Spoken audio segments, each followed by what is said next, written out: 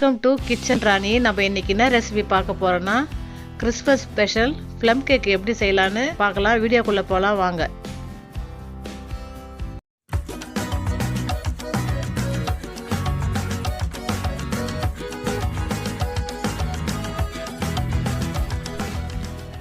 நான் ஒரு 100 கிராம் சர்க்கரையை மிக்ஸி ஜாரில் போட்டு 2-3 ஏலக்காய் கொஞ்சம் பட்டை லவங்கம் போட்டு பவுட்ரு பண்ணிக்கிறேன். முதல்ல பாருங்கள், நான் எந்த அளவுக்கு பவுட்ரு பண்ணியிருக்கேன்னு பார்த்துக்குங்க.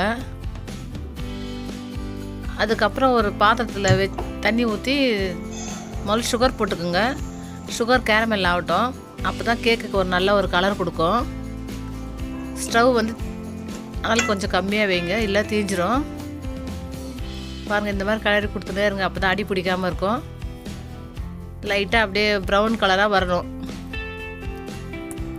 அதுக்கு நல்லா கிளறி விடுங்க. பாருங்கள், நல்லா மெல்ட் ஆகிடுச்சு சுகர்லாம். இந்த அளவுக்கு ஆனதுக்கப்புறம் நம்ம பச்சை தண்ணி ஊற்றக்கூடாது, சுடு தண்ணி கொஞ்சமாக ஊற்றிக்கணும். சுடு தண்ணி ஊற்றிட்டு நல்லா ஒரு சிறப்பு பதத்துக்கு வரணும். அப்படியே விட்டிங்கன்னா தீஞ்சு போயிடும். டக்குன்னு கிளறி விட்ருங்க. பாருங்கள், இந்த அளவுக்கு கிளறிடணும். இந்த அளவுக்கு மிக்ஸ் பண்ணிக்கிட்டே இருந்தீங்கன்னா நல்ல ஒரு சுகர் சிரப்பு வரும். நீங்கள் சுகர் சிரப்புக்கு பதில் நாட்டு சக்கரை கூட போட்டுக்கலாம். நான் ஒயிட் சக்கரை போட்டதாலும் சுகர் சிரப்பு போடுறேன். நான் ஒரு 50 கிராம் பட்டரு பாத்திரத்தில் போட்டுக்கிறேன். அது கூடயே ஒரு 200 அளவுக்கு பிளாக் கிரேப்ஸ் அது எடுத்துருக்கேன். பாருங்கள், அந்த கிரேப்ஸை இது கூடயே போட்டுக்கிறேன். இது நல்லா சாஃப்ட் ஆகணும், வெந்து நல்லா சாஃப்ட் ஆகணும்.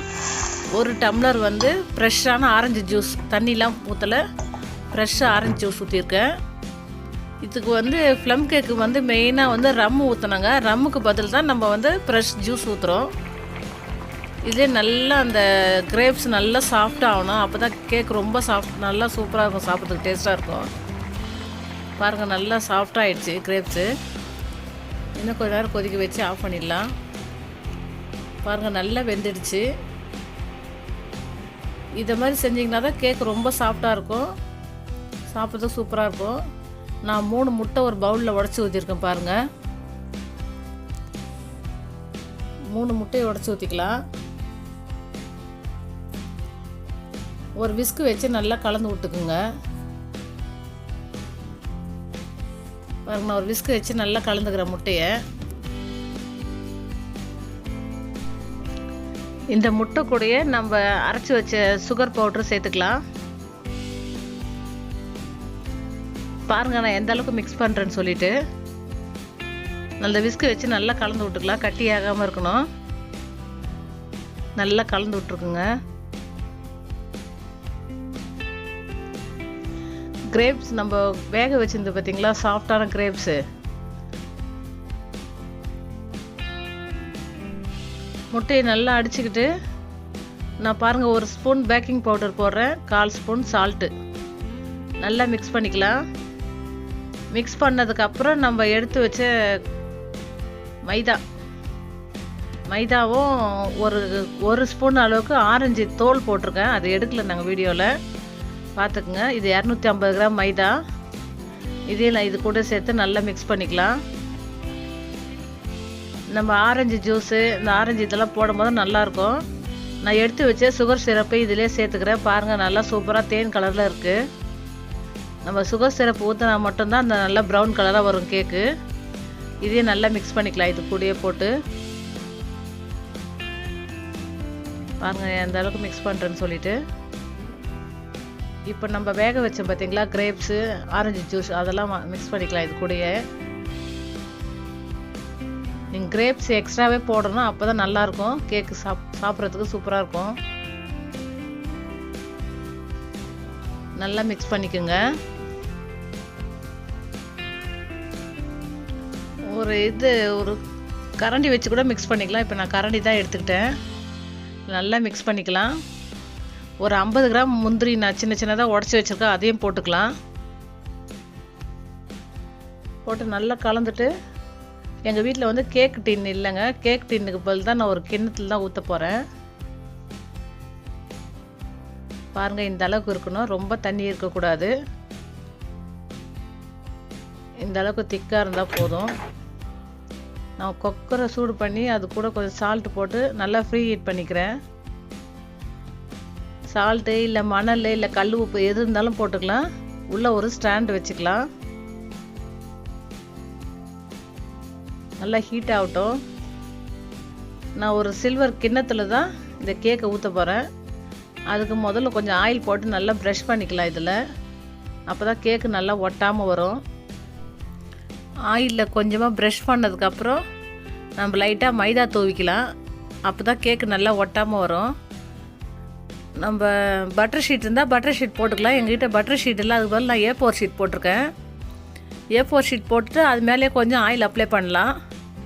அப்போ தான் கேக்கு வந்து அந்த பேப்பரில் ஒட்டாமல் நல்லா வரும். பாருங்கள், நான் எந்த அளவுக்கு போட்டுக்கிறேன்னு சொல்லிவிட்டு. நீங்கள் பட்டர் பேப்பர் இருந்தால் பட்டர் பேப்பரில் கூட ஊற்றிக்கலாம். பாருங்கள், நான் கலந்து வச்ச மாவை அதில் போட்டுக்கிறேன். இந்த அளவுக்கு தான் இருக்கணும் மாவு பதம். ரொம்ப தண்ணி ஊற்றிட வேணாம்.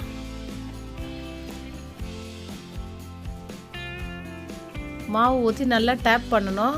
பப்புள்ஸாக இருக்கக்கூடாது. அப்போ தான் கேக்கு நல்லா சூப்பராக வெந்து வரும். பாருங்கள், இந்த மாதிரி தட்டிடுங்க. இந்த மாதிரி தட்டிட்டு நம்ம ஃப்ரீ ஹீட் பண்ணோம் பார்த்திங்களா குக்கரு, அதில் தூக்கி வச்சிடலாம். இதை எப்படியோ ஒரு 45 நிமிஷம் இல்லை 1 ஹவர் எடுக்குங்க இந்த கேக்கு வேகிறதுக்கு. மேலே ஒரு பிளேட் போட்டு மூடிக்கலாம். குக்கரோட மூடிலாம் தேவையில்லை, சாதா பிளேட் போட்டு மூடிட்டு அதுக்கு மேலே ஒரு கல் வச்சுருக்கேன் நான். பாருங்கள் கேக்கு எந்த அளவுக்கு சூப்பராக வந்திருக்குன்னு சொல்லிட்டு. இப்போ கேக்குக்கு மேலே நம்ம ஏற்கனவே சுகர் சிரப்பு வச்சுருந்தோம் பார்த்தீங்களா, அது நல்லா ப்ரஷ் பண்ணிக்கலாம். தண்ணி போட வேணாம், சுகர் சிரப் மட்டும் தான் ப்ரஷ் பண்ணணும். அவன் இல்லாமல் கேக் எந்த அளவுக்கு வந்திருக்கு பாருங்கள். லைக் பண்ணுங்கள், ஷேர் பண்ணுங்கள், சப்ஸ்கிரைப் பண்ணுங்கள். வீடியோ ஃபுல்லாக பாருங்கள்.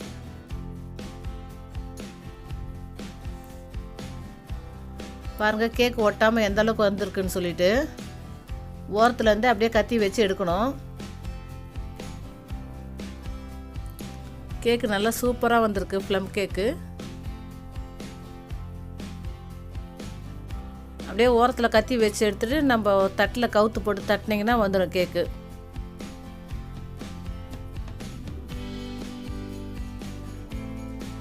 சரிங்களா, சூப்பராக வந்துடுச்சு. இந்த பேப்பரை மட்டும் எடுத்துகிட்டு அப்படியே நம்ம திருப்பி போட்டுக்கலாம் கேக்கை.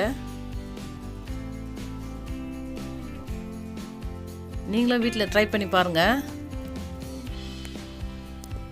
ட்ரை பண்ணி பார்த்துட்டு எப்படி இருக்குன்னு கமெண்ட்டில் சொல்லுங்கள். ஒருத்தராவது கமெண்ட் பண்ணுங்கள். இது வரைக்கும் யாருமே கமெண்ட் பண்ணல எனக்கு. இந்த மெத்தடில் கேக் செஞ்சிங்கன்னா உங்களுக்கு அவனே தேவைப்படாது. எல்லார் வீட்லேயும் வந்து அவன் இருக்காதுங்க. அதனால் குக்கரே இல்லை கடாய் கொஞ்சம் கனமாக இருந்தால் கூட கடாயில் கூட நீங்கள் வச்சு ஃப்ரீ ஹீட் பண்ணி இந்த மாதிரி கேக் செய்யலாம். கேக்கு ரொம்ப சூப்பராக வரும். பாருங்கள் கேக்கு சூப்பராக வந்திருக்கு. மறக்காமல் லைக் பண்ணுங்கள், ஷேர் பண்ணுங்கள், சப்ஸ்கிரைப் பண்ணுங்கள்.